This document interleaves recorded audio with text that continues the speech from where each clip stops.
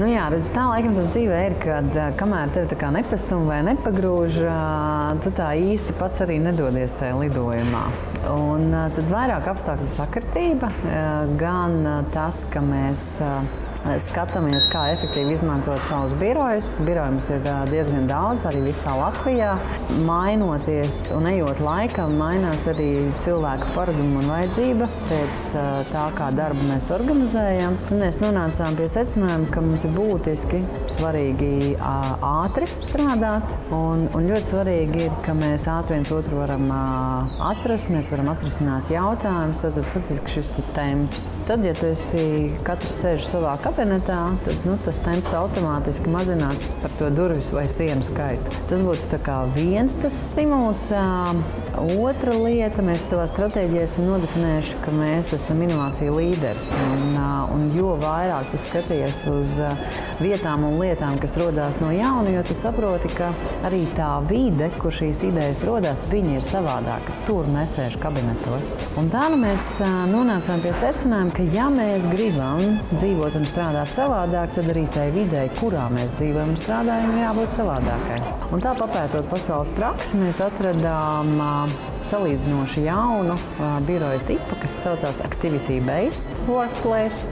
Un tieši šai vārdu salikumā ir tas skaistums un tā būtība, ka mums ir iespēja izvēlēties to vietu birojā, kur strādāt, kas vislabāk atbilst tā brīža darba uzdevumam, varbūt arī manam noskaņojumam. Un ja man ir jākoncentrējas, man ir jātaisa atskaita, man ir jāraksta varbūt kaut kāds nolikums vai analītisks raksts, tad es sēžu klusajā zonā vai es sēžu kādā no vietām, kas ir paredzētas individuālam darbam. Ja savukārt man ir darbi, kas prasa komunikāciju ar vairākiem saviem kolēģiem, ar ko man ir tieša sadarbība, tad es, protams, labprāt izvēlos to vietu, kur arī ir šie kolēģi. Un mēs varam ļoti ātri izrunāt, mums nav jāraksta e-mail, mums nav jāsazvanās un jātērē laiks. Savukārt, ja man ir īsa pauze starp tikšanās reizēm, es atnāku šeit, es iedzeru kafiju, es satieku Kati, mēs pārunājam ātri lietas, kas mums ir priekšējo komunikāciju, un visu mēs atkal skrienam savās darīšanās un mēs strādājam. Ir personāla vadītāji, un viņi katru rītu sāk kafetērijas zonā. Viņi saka, tas ir tāds kaifs, ka tu sagatavojies tai dienai, tu tā kā mājās dzer kafiju, kāju pār kāju, paskaties pa logu, saliec, skaties, kas man ir intervijas, kas tur vēl kaut kādi tie saplānotie darbiņi. Un tu redzi, ka cilvēks kaifo no tā, viņš strādā, un viņš te pašā laikā vienkārši kaifo no tā, kā viņš strādā. Man liekas, tas ir fantastiski. Un tā, kad es dzirdu tādas atsauksmes no kolēģiem, tad domāju, kaut ko mēs forši izdarījām. Noteikti punkts pie ieguvumiem ir vairāk 80% no darbiniekiem saka, ka šī vide veicina viņos radošumu un jaunu ideju rašanos.